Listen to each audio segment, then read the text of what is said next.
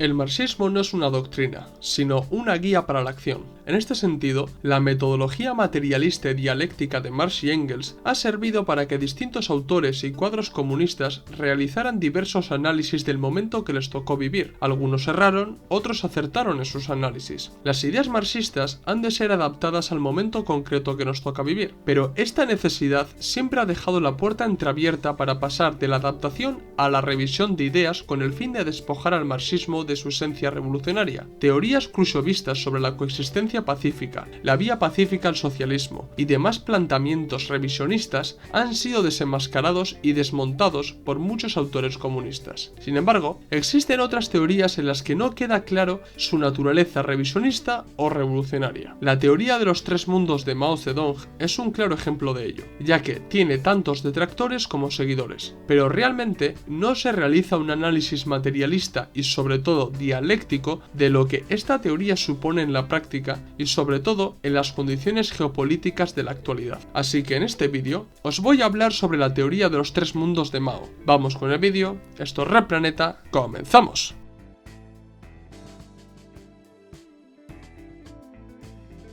Existen pocas teorías que han surgido dentro de la historia del movimiento comunista internacional que ha sido tan desprestigiada como alabada por distintos cuadros comunistas, como es el caso de la teoría de los tres mundos de Mao. Esta teoría fue defendida por los comunistas chinos en los últimos años de vida de Mao y puesta en práctica por el Partido Comunista de China, pero es que incluso existen sectores maoístas que defienden la mayoría del corpus teórico de Mao, pero que critican la teoría de los tres mundos. De la misma manera, los comunistas de los países en vías de desarrollo tal vez no la han defendido abiertamente, pero en ocasiones la han puesto en práctica por la demanda de las condiciones geopolíticas de ciertos momentos concretos del siglo pasado. En el otro sentido, es de sobra conocido las críticas que Enver Hoxha hizo en su obra El imperialismo y la revolución a la teoría tercermundista de Mao, y no solo él, sino que todas las escisiones marxistas-leninistas alineados con el Partido del Trabajo de Albania, como es el caso del Partido Comunista de España marxista-leninista o el Partido Comunista de Alemania marxista-leninista. A medida que he ido indagando en la teoría de los tres mundos de Mao, me he dado cuenta de que muchos comunistas cometen un error bastante grave respecto a ciertas teorías, y este error se basa en absolutizar los fallos de una teoría para desacreditarla. En mi opinión, la teoría de los tres mundos de Mao es mucho más compleja de lo que parece, y su puesta en práctica puede crear verdaderos quebraderos de cabeza para muchos comunistas. Si algo he comprendido de esta teoría es que no es ni blanco ni negro. Es una teoría completamente gris. Hay que desmenuzar esta teoría y sacar lo valioso de ella, pero también criticar lo erróneo de la misma, para de esta manera llegar a la síntesis de la aportación teórica de Mao. Por esta misma razón, este vídeo lo voy a plantear de la siguiente manera. Primeramente, voy a definir objetivamente esta teoría. Os voy a hablar del contexto histórico en el que Mao desarrolló esta teoría. Voy a subrayar los aspectos positivos y los negativos, y finalmente daré mi opinión al respecto para concluir el vídeo.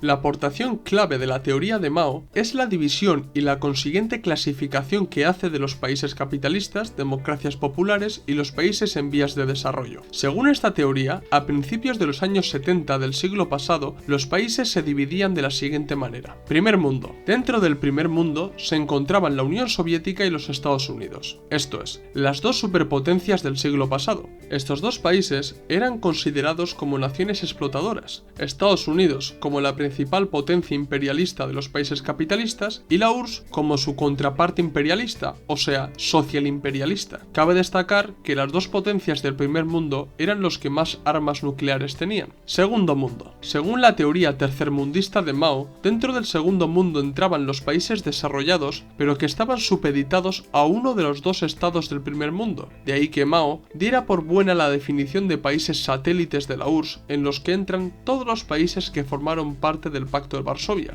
Además, dentro de este mundo entraban las potencias capitalistas de segundo orden. Lo curioso, o para algunos nefasto, es que dentro de este segundo mundo se mete a las potencias típicamente imperialistas y expoliadoras como Reino Unido o Francia y a las democracias populares de Europa del Este. Pero repito, por ahora estoy explicando objetivamente la división del mundo que hace esta teoría. Tercer mundo. En el tercer mundo se encontraban los países más pobres, en vías de desarrollo o subdesarrollados. No solo eso, Dentro de este mundo, Mao también metía a los países que en la geopolítica de los años 70 no se encontraban alineados ni con el bloque imperialista ni con el bloque socialista, esto es, los países pertenecientes al movimiento de países no alineados, los países africanos o los países latinoamericanos. Y os preguntaréis, ¿dónde consideraba Mao que se encontraba China? Bien, para él, China se encuentra dentro de este tercer mundo como un país en vías de desarrollo y no alineado, en teoría, con ninguna de las dos superpotencias del siglo XX. La división de estos países en mundos se realizó partiendo de dos premisas: la economía y la riqueza de estos países, y en el caso de las dos superpotencias que se encuentran en el primer mundo, de la tenencia de las armas nucleares. Pero claro, aquí existe una falla bastante grande, ya que Mao se refería a riqueza en términos absolutos y no relativos. Por ejemplo, la URSS tenía un PIB bastante grande, sin embargo, el PIB per cápita de los soviéticos era menor que el de Estados Unidos, pero incluso menor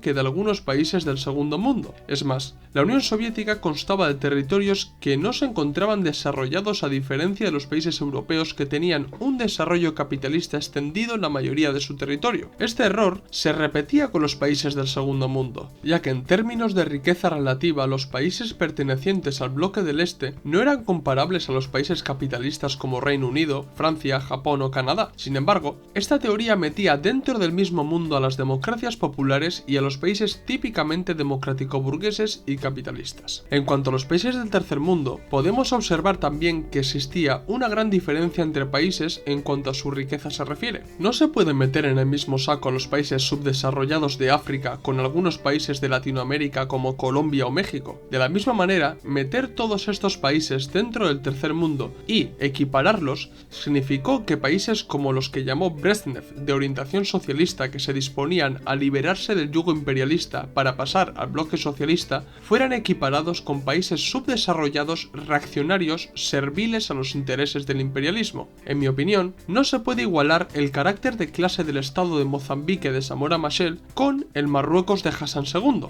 Pero bueno, no me voy a detener aún a hacer las críticas pertinentes a esta teoría, porque las haré al final del vídeo. El objetivo que se busca con esta teoría tercermundista es que los países pertenecientes al tercer mundo puedan arrebatar la hegemonía política y económica a los países del primer mundo. En este sentido, Mao ve aceptable la creación de distintos frentes antiimperialistas, pero cuando se dice antiimperialistas se refiere a antiimperialista y antisocial imperialista, o sea, en contra de los dos países del primer mundo. La creación de estos frentes debe estar orientado a conquistar la soberanía nacional de estos países tercermundistas y poder desarrollarse por ellos mismos, sin estar bajo el paraguas del imperialismo o del socialimperialismo. Claro está que la creación de estos frentes antiimperialistas puede traer consigo la conjunción de estados tan dispares entre sí como un país que conste de un gobierno reaccionario y otro que pueda tener un gobierno progresista o de democracia popular, aunque pueden darse casos de una alianza de países soberanos antiimperialistas, como puede ser el caso del socialismo árabe o del panafricanismo defendido por muchos líderes anticolonialistas africanos como Thomas Sankara, Patrice Lumumba, Edward Mondlane o Kwame Nkrumah. Y os preguntaréis, sí, ¿y dónde queda la lucha de clases dentro de estos países? Esa crítica es totalmente lícita y acertada, pero no os adelantéis que más tarde hablaré sobre eso.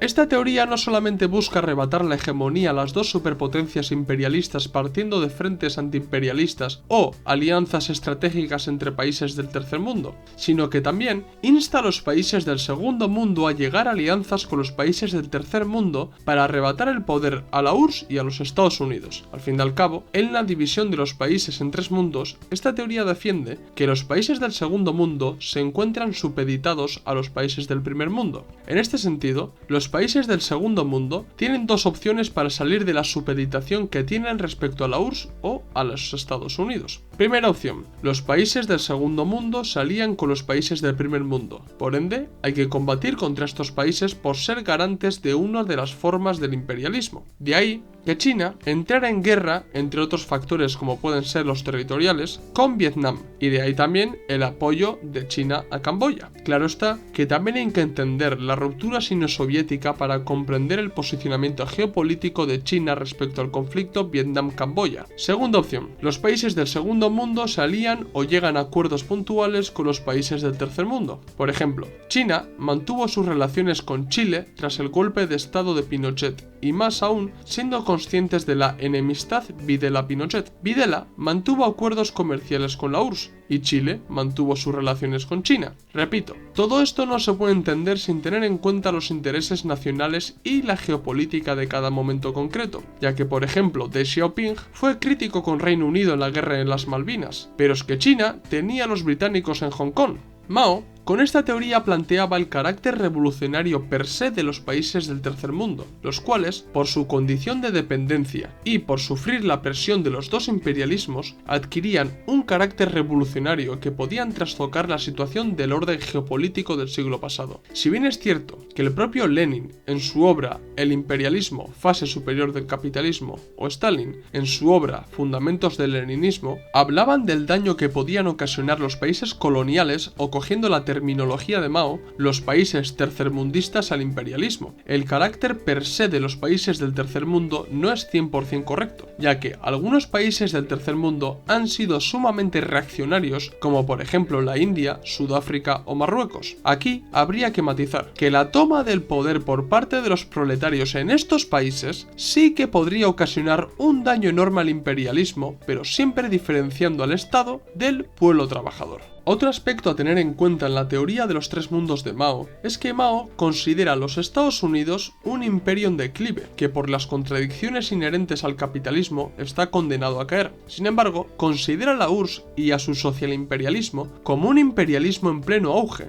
por ende, un socialimperialismo más agresivo que el propio imperialismo estadounidense. Este análisis empujó a China a tachar a la URSS de socialimperialista y de poner el acento en el ataque a la URSS, llegando incluso a acercarse a la otra potencia imperialista que era Estados Unidos. En este sentido, está claro que China constaba de su propia estrategia e intereses para beneficiarse de esos acuerdos, pero el hecho objetivo es que sí se acercó a los Estados Unidos y a distintos gobiernos reaccionarios. Bien, os he hablado de la división que realiza esta teoría, os he comentado lo que podía suponer la puesta en práctica de esta teoría, también os he mencionado algunos de los aspectos secundarios de la idea de Mao y he mostrado la diferencia que hacía el mandatario chino de las dos grandes potencias del siglo pasado.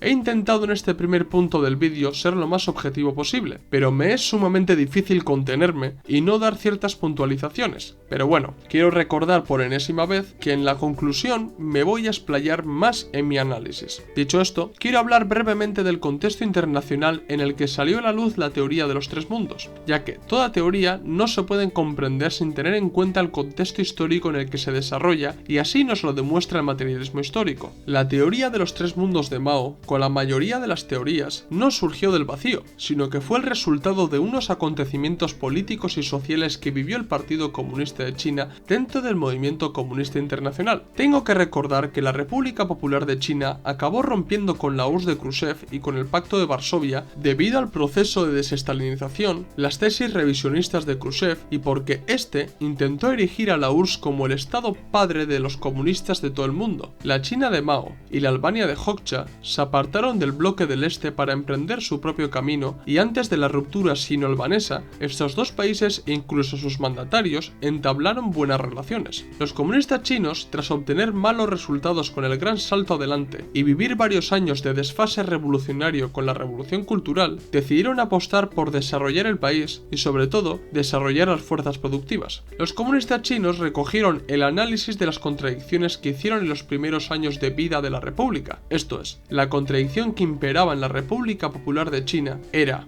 el bajo desarrollo del país y la necesidad de construir el socialismo en el país. Esa contradicción solamente podía ser superada aumentando las fuerzas productivas que impulsara la economía del país. Claro que en aquellos años China ya había roto con sus aliados naturales, que era la URSS o el bloque del este, y con las relaciones comerciales con Albania le era imposible acometer tal desarrollo. Por esta misma razón, China se acercó a uno de los dos países que él lo clasificaba dentro del primer mundo, y no era la URSS, sino Estados Unidos. Como he dicho antes, para Mao, el socialimperialismo de la URSS era más agresivo que el imperialismo estadounidense. Por ende, se acercó a los Estados Unidos para conseguir acuerdos comerciales y que China ingresara en la ONU para que fuera considerada como el representante legítimo del pueblo chino y no Taiwán, que lo había sido hasta 1971. Aparte de estos hechos históricos, tengo que recalcar otros sucesos que tuvieron una gran importancia en el mundo y que influyeron tanto a los países capitalistas como al movimiento comunista internacional. El año 1968 fue un año clave, ya que en ese año se dio el Mayo francés, que sirvió para que la izquierda fuera adoptando posiciones no revolucionarias y acabara integrado en el sistema parlamentarista de los países capitalistas. No solo eso, el Mayo francés también sirvió para cambiar el modelo de consumo de las sociedades capitalistas. Si bien hasta entonces la sociedad era conocida como la sociedad del esfuerzo y del ahorro, de ahí se pasó a la sociedad de consumo, igualando la libertad al consumo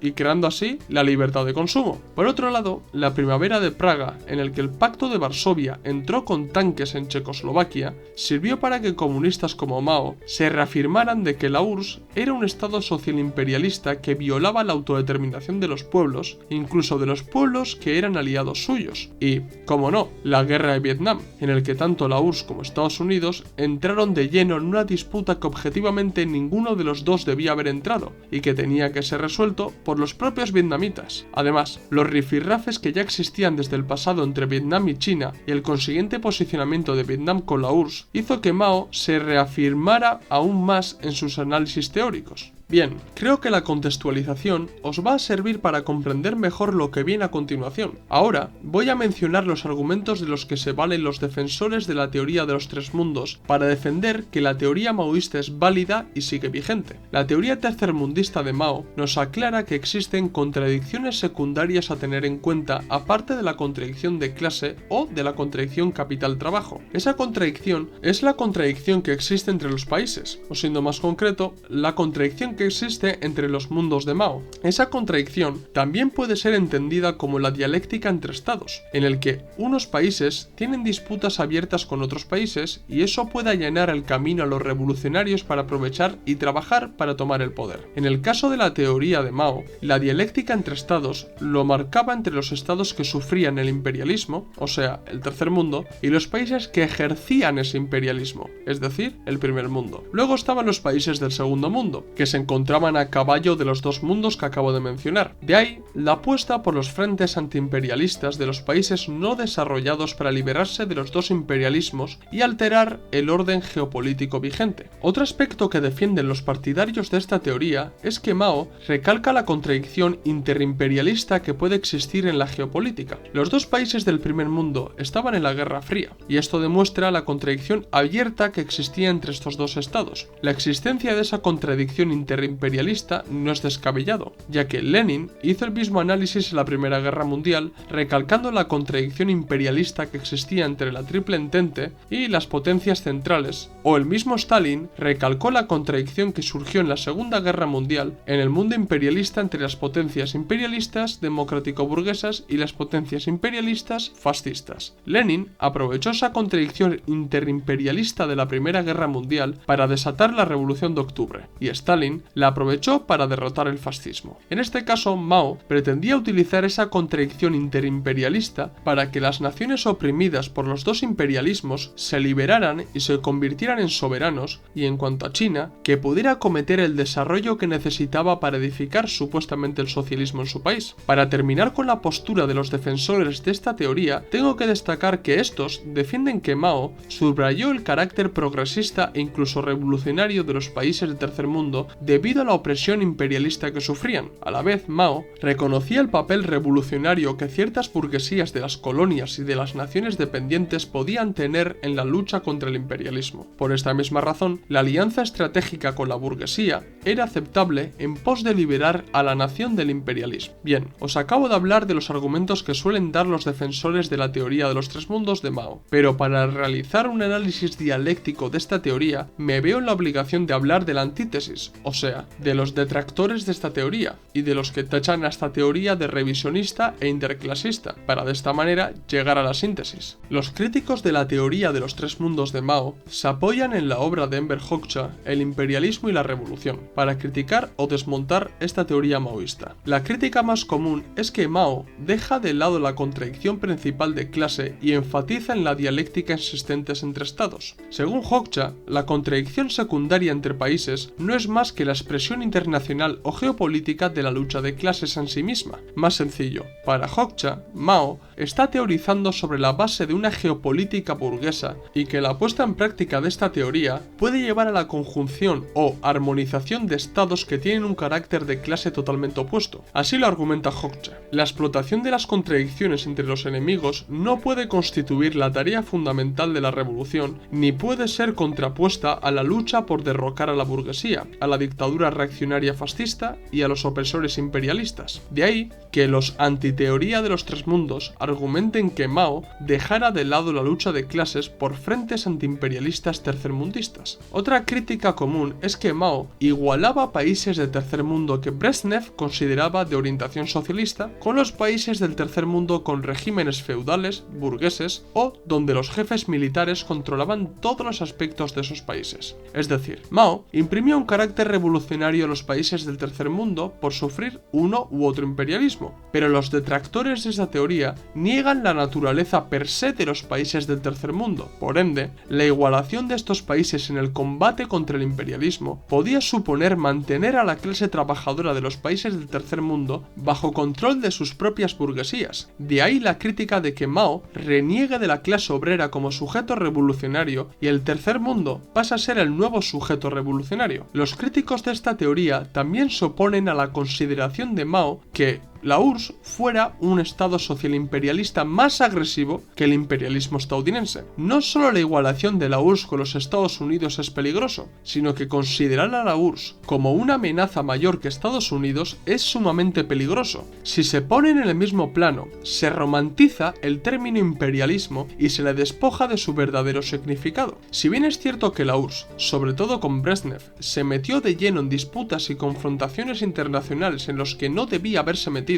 la actitud y su práctica era totalmente distinta al imperialismo estadounidense. Por ejemplo, los países que se desligaron del imperialismo y se alinearon con la URSS, los ciudadanos de estos países experimentaron una mejora de las condiciones de vida y un desarrollo de sus propios países. Por ejemplo, Mozambique, Afganistán, Yemen. En cambio, los países que quedaron supeditados al imperialismo estadounidense vivieron un retroceso en cuanto a sus condiciones de vida y realmente han quedado peor de lo que estaban. Por ejemplo, Libia, Afganistán, Yemen. En este sentido, me veo en la obligación de mencionar el análisis de los seguidores de Gustavo Bueno, que pese que no la comparta, creo que os va a ayudar a comprender lo que estoy diciendo. Los buenistas defienden que Estados Unidos era un imperio depredador, puesto que su práctica imperialista empeoraba la situación de los países en los que intervenía. Sin embargo, consideran a la URSS como un imperio generador, ya que la práctica soviética trajo avances y mejoras a los pueblos. En este sentido, no comparto este análisis, puesto que no considera a la URSS como un estado social imperialista, y mucho menos como un estado imperialista generador, sino que lo considera como un estado revisionista y reformista en el que se comenzó a restablecerse las relaciones de producción capitalistas. Otra crítica que se hace a la teoría de los tres mundos es la errónea división de los países que hizo Mao. Acabo de hablar de que Mao no solo igualó a la URSS con los Estados Unidos, sino que además consideró a la URSS como un estado social imperialista más agresivo que Estados Unidos. Pero es que dentro del segundo mundo, Mao comete el mismo error, igualando a las potencias típicamente capitalistas como pueden ser Reino Unido o Francia, con las democracias populares de Europa del Este, cuando la diferencia entre estos países es notoria. Las potencias típicamente imperialistas llevaron a cabo expolios, la búsqueda de nuevos mercados y sofocaron decenas de luchas populares en todo el mundo. Sin embargo, las repúblicas populares no llevaron a cabo tales prácticas. Creo que está claro que no se puede igualar a la República Federal de Alemania con la República Democrática de Alemania. Y, en cuanto a los países del tercer mundo, la crítica que se suele hacer es lo que he dicho antes, que no se puede meter en el mismo saco a los países tercermundistas serviles al imperialismo como Sudáfrica, India o Marruecos, con Mozambique, Burkina Faso o Algeria. La clasificación dentro del mismo mundo de estados con un carácter totalmente distinto e incluso antagónicos conduce a la igualación, y la igualación conduce directamente a borrar la esencia reaccionaria de unos países. Bueno, pues ya he acabado de dar los puntos de vista de los seguidores de la teoría de los tres mundos de Mao Mao y los argumentos que defienden los críticos de la teoría de Mao. Ahora solo me queda dar mi conclusión partiendo de la relación dialéctica que existe entre los argumentos de los seguidores y de los detractores de esta idea. Antes de nada, quiero repetir que para mí esta teoría no es ni blanco ni negro, o sea, es gris. Es una teoría de la que se pueden sacar lecciones teóricas muy importantes, pero también errores fundamentales que de ponerlo en práctica lleva a los comunistas a aliarse directamente con los enemigos de clase y la igualación de países progresistas con países reaccionarios. Primeramente, tengo que admitir que estoy de acuerdo con Hoxha cuando dice que la contradicción principal es de clase y que las demás contradicciones que pueden aparecer son la expresión de la lucha de clases y no independiente de ella. Pero no creo que Mao defendiera la desaparición de la contradicción de clase, sino que esta, en ciertos momentos determinados, queda relegada a segundo plano por la razón de que otras contradicciones cogen suma importancia. Ahora bien, que quede en un segundo plano no significa que no ejerce influencia directa en las contradicciones secundarias que en un momento concreto del desarrollo adquieran mayor importancia. Siempre los va a condicionar de una u otra manera. Antes he mencionado que Lenin y Stalin defendían el juego que existe entre la contradicción principal y las secundarias. En mi opinión, Mao pretende seguir esta línea, mas no hace el suficiente esfuerzo en recalcar que la contradicción principal de clase sigue ejerciendo poderosa influencia directa en las contradicciones secundarias. También tengo que recordar el papel del antagonismo en las contradicciones que es tratado brillantemente por Lenin e incluso por el propio Mao en sus obras sobre la contradicción y sobre el tratamiento correcto de las contradicciones en el seno del pueblo. Todo antagonismo, y con antagonismo quiero decir lucha, consta de su contradicción. Pero hay contradicciones que no tienen antagonismos. Esto es, hay contradicciones que constan de antagonismo, que existe lucha en un momento determinado, pero existen contradicciones que pueden convivir entre comillas en un momento predeterminado. Por poner un ejemplo,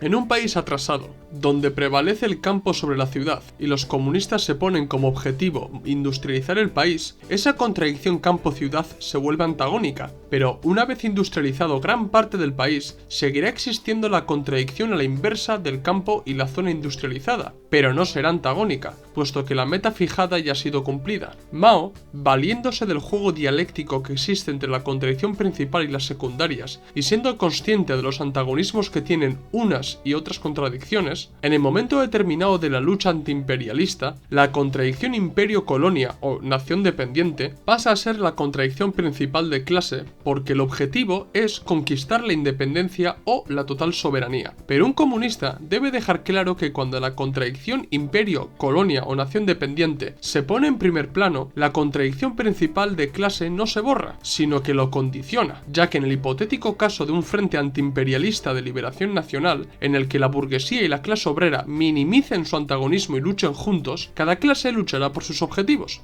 La clase burguesa por convertirse en la clase explotadora que no tenga que rendir cuentas a las naciones imperialistas, y la clase trabajadora por erigirse como la clase dominante y edificar el socialismo. Es más, no olvidamos que el propio Hoxha y los partisanos albanos se valieron de este juego dialéctico en la lucha contra el fascismo en Albania para tomar el poder. Sin tener en cuenta este juego de contradicciones y que la contradicción principal condiciona directamente la práctica comunista, ir de la mano de la burguesía es una traición. Continuando con el análisis dialéctico de esta teoría, he de admitir que esta teoría da una base teórica a los países explotados por el imperialismo para tejer alianzas entre ellos y luchar contra el imperialismo. En mi opinión, creo que es fácil criticar este tipo de alianzas viviendo en un país capitalista y desarrollado, pero hay que entender que estos países sufren el imperialismo de manera violenta y que el precio de nuestra fuerza de trabajo vale más, puesto que el precio de la fuerza de trabajo de los ciudadanos del tercer mundo es ridículo. Los países subdesarrollados se mantienen en esta situación de atraso debido a la relación neocolonial que tienen con los países capitalistas desarrollados. Por esta misma razón,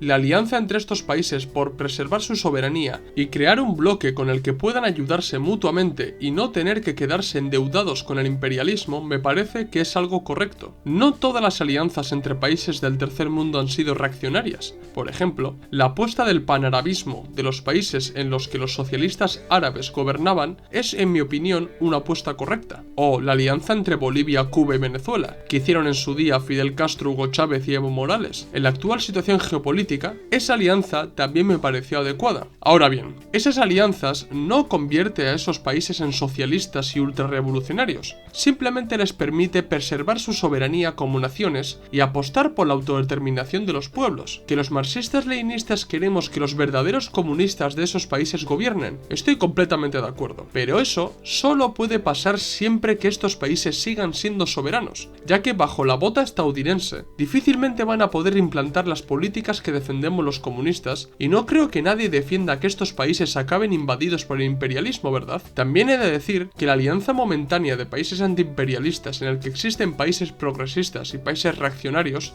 ha conseguido que los países reaccionarios sean considerados como progresistas cuando son todo lo contrario, véase Irán. Por eso mismo, la igualación que he mencionado antes lleva errores prácticos que han de ser recalcados abiertamente. En este sentido, toda alianza estratégica que ayuda a los comunistas a allanar el camino para la toma del poder político es bienvenido, pero esa alianza no puede ser el fin en sí mismo, sino un medio más para la toma de poder, ya que la alianza por alianza equivale a traicionar a la clase obrera, de modo que pertenecer al tercer mundo de por sí no convierte a este país en un país revolucionario y mucho menos en el sujeto de la revolución. El sujeto de la revolución siempre será la clase trabajadora que edifique el socialismo nacionalmente, y para ello debe valerse de todas las contradicciones existentes en el plano internacional para llevar a cabo su objetivo. Para dejar claro el tema de las alianzas, poniéndonos en el hipotético caso de que España se convierte mañana en una república popular y socialista, estaría obligada a tener en cuenta la geopolítica actual y no podría ser un país soberano manteniéndose en los actuales organismos supranacionales como la Unión Europea o la OTAN, sino que tendría que mirar hacia Latinoamérica y tejer alianzas con estos países, pero con países latinoamericanos progresistas como Cuba, Nicaragua, Venezuela, Bolivia, que ojo, no son socialistas, sino he dicho progresistas y soberanos, pero también tendría que hacer alianzas con los países latinoamericanos reaccionarios como Colombia o Brasil. Esta teoría sirve para comprender que existe la dialéctica entre estados, y que no tener en cuenta esa dialéctica empuja a los comunistas a los brazos del imperialismo, ya que geopolíticamente se debe tomar un posicionamiento. Si no se toma una posición, se está del lado del opresor. En el caso de los conflictos bélicos es notorio. En el caso de agresión imperialista a un estado soberano no alineado con el imperialismo, un comunista debe oponerse a la práctica imperialista, puesto que somos los mayores defensores de la soberanía nacional y los más críticos con el imperialismo. No podemos pretender que solo podemos posicionarnos con un estado socialista, ya que actualmente el socialismo brilla por su ausencia, y no oponerse a la injerencia imperialista de facto sería dejarla que actúe. Ahora bien, los comunistas siempre vamos a instar a los comunistas que existen dentro de ese país que esté sufriendo esa agresión imperialista, que trabajen por expulsar a los imperialistas y que realicen ese trabajo mejor que los propios agentes del Estado soberano. ¿Para qué? Para que los comunistas puedan imponer su hegemonía y, llegado el momento concreto, tengan al pueblo trabajador a su favor para tomar el poder. Pero poniéndose a que ese Estado soberano luche por la defensa de su soberanía, dificulta la labor de esos comunistas, y lo peor de todo, el Estado que es invadido acabará cerrando filas con el imperialismo. Para terminar con la teoría de los tres mundos, también tengo que decir que me parece una justificación teórica de Mao para acercarse a los Estados Unidos y a otros estados reaccionarios. Sin trazar esta teoría, el acercamiento a estos países supondría una traición y algo verdaderamente aberrante. ¿Que China perseguía sus propios objetivos? Está claro. Cuando se le cerraron las puertas a entablar relaciones comerciales y políticas con la URSS y con el bloque del Este,